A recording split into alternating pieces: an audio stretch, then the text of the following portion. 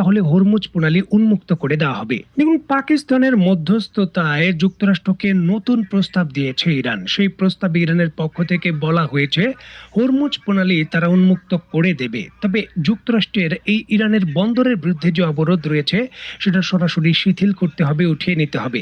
যুদ্ধবিরতির চুক্তি করতেও তারা প্রস্তুত, তবে এই উন্মুক্ত করা এবং অবরোধ উঠিয়ে নেওয়া, এই সকল কিছুর মধ্যে ইরানের যে পরমাণু কর্মসূচি এবং ইউরেনিয়াম এনরিচমেন্টের ব্যাপার রয়েছে সেই বিষয়ে কোনো আলোচনা বা শর্ত দেওয়া যাবে না। মানে এখানে যুক্তরাষ্ট্রের সঙ্গে আলোচনা হবে শুধুমাত্র হরমুজ প্রণালী খুলে দেওয়া এবং ইরানের অবরোধ উঠিয়ে নেওয়া এবং যুদ্ধবিরতি সম্পর্কে।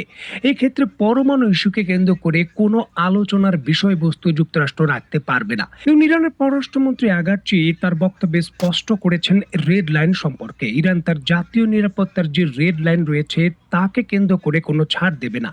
এক্ষেত্রে পরমাণু কর্মসূচি, পরমাণু প্রযুক্তি বা এই সংক্রান্ত যত কিছু রয়েছে ইরান রেড লাইন হিসাবে তার জাতীয় নিরাপত্তার অংশ মনে করছে। আর এই জন্যই কিন্তু তারা পরমাণু কর্মসূচি নিয়ে কোনো ধরনের আলোচনায় বসতে রাজি নয়, কারণ এটি তাদের জাতীয় নিরাপত্তার গ্যারান্টি হিসাবে তারা মনে করছে, এমনটাই কিন্তু বোঝা যায়। ইরান যুক্তরাষ্ট্রের সঙ্গে কথার কথা পরমাণু চুক্তি করলো, ইউরেনিয়ামের যেই সকল তাদের প্রযুক্তি রয়েছে ধ্বংস করে দিল এবং ইউরেনিয়াম পরিশোধনিত তাদের কাছে যত পরিমাণ রয়েছে সকল কিছু হস্তান্তর করে দিল। এখন এরপর যে যুক্তরাষ্ট্র হামলা করবে না তার গ্যারান্টি কি, এই বিষয় নিয়েই কিন্তু ইরান অত্যন্ত শঙ্কিত।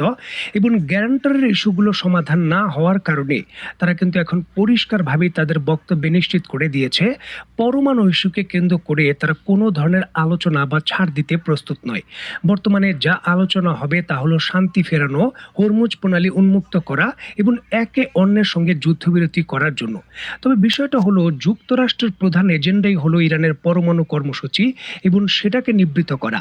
প্রশ্ন হলো এই প্রস্তাবে যুক্তরাষ্ট্র কি রাজি হবে নাকি পাল্টা শক্তিশালী সামরিক পদক্ষেপ নেবে?